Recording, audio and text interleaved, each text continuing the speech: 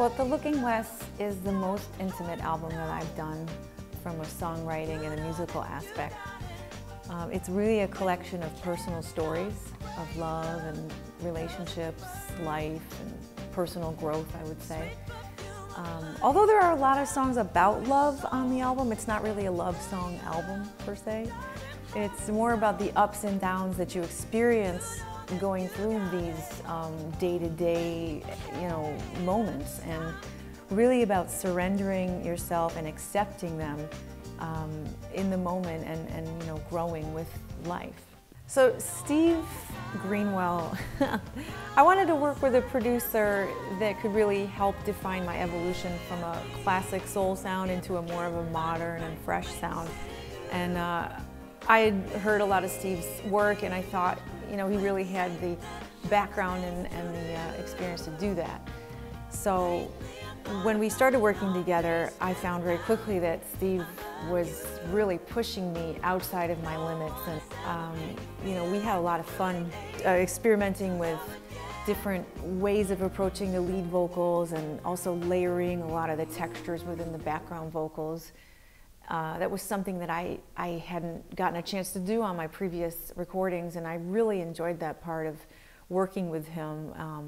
And he really helped me to evolve in many ways. So it was really interesting to work with him. The things I liked about Robin right off the bat were that she was a mature artist with a well-developed voice and approach. She was talented.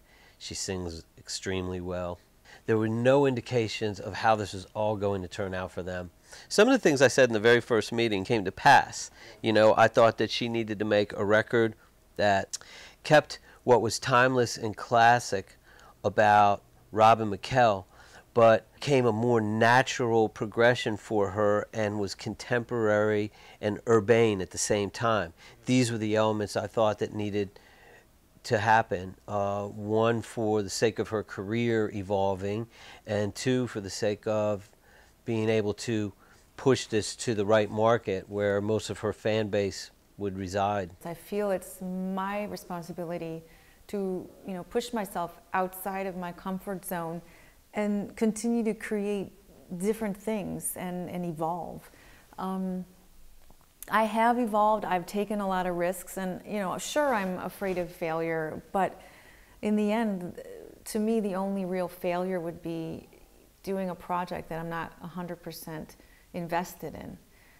I always love when you take an artist, you're working with an artist, and you push them out of their comfort zone.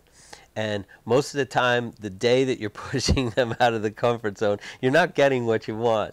But there's a time, especially with someone like Robin, who has a lot of experience, where very soon, in a matter of days, it sinks in, and they know what you're doing. So that's really exciting to see her go out of her comfort zone. So we have her singing in styles, timbres, registers, ways that she never really has, period, let alone on a recording. My job in this was to help her make the record I felt that she should make and that I knew she could make.